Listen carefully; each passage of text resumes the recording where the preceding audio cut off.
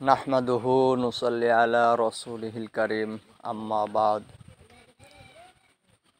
আউযু বিল্লাহি মিনাশ শাইতানির রাজীম বিসমিল্লাহির রহমানির রহিম ওয়া কুল জাআল হক ওয়া জাহাকাল বাতিল ইন্নাল বাতিলা কানা জাহুকা। সুপ্রিয় দেশবাসী, আসসালামু আলাইকুম ওয়া রাহমাতুল্লাহি ওয়া বারাকাতুহু। আশা করি সবাই ভালো আছেন। সবাইকে মোবারকবাদ জানাই, কারণ আমরা এই বাংলাদেশকে স্বাধীন রূপে আজ দেখতে পাচ্ছি। আজকে আমরা এই বাংলাদেশকে স্বাধীন করতে সক্ষম হয়েছি। আসলে আমরা বাংলাদেশকে এতদিন আওয়ামী লীগের হাতে জিম্মি দেখেছি, আর আজ সেই স্বৈরাচারের পতন দেখেছি। আমাদের একটা জিনিস লক্ষ্য রাখতে হবে যে জালিম যত বড়ই শক্তিশালী হোক না কেন,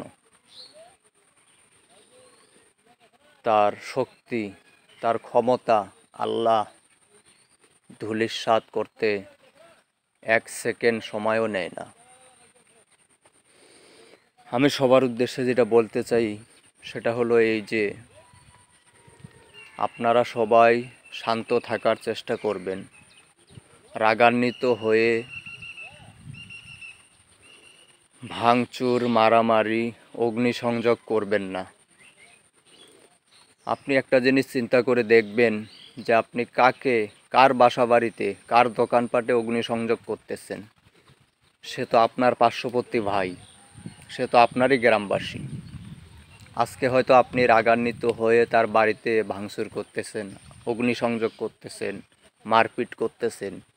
কালকে সে যদি বিপদে পড়ে, তাহলে সর্বপ্রথম আপনারাই যাবেন, আপনারাই তার পাশে দাঁড়াবেন। সেই দৃষ্টিভঙ্গি থেকে আমি বলতে চাইতেছি সবাইকে যে আপনারা কেউ এই ধ্বংসলীলা চালাবেন না, সবাই শান্ত থাকার চেষ্টা করবেন। আর আমরা বিজয় তো পেয়েই গেছি। আমরা আনন্দ করি, আল্লাহর কাছে শুকরিয়া আদায় করি। আমরা নফল ইবাদত করে আল্লাহর কাছে শুকরিয়া জানাই যে আল্লাহ আমাদেরকে রক্ষা করেছেন। এই পেশিবাদী সরকারের কাছ থেকে আল্লাহ আমাদেরকে রক্ষা করেছেন।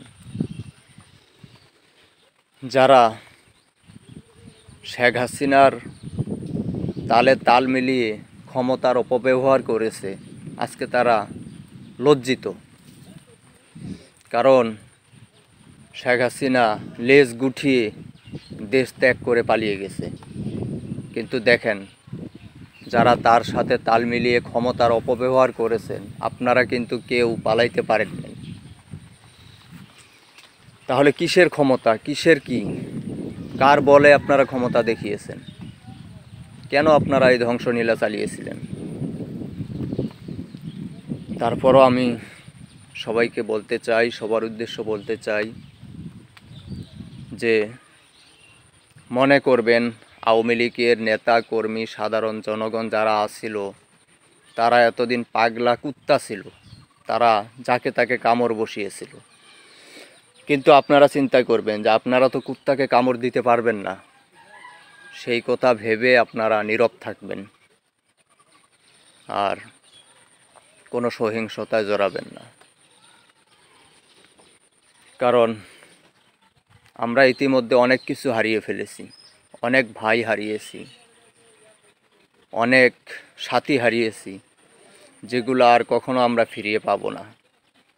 তাই আমি বারবার সবাইকে ক্ষুধার্ত আহ্বান জানাই, আমরা যেন শান্ত থাকি, আমরা যেন শান্ত থাকি। ধন্যবাদ সবাইকে, সবাই ভালো থাকবেন। আসসালামু আলাইকুম ওয়া রাহমাতুল্লাহি ওয়া বারাকাতুহু।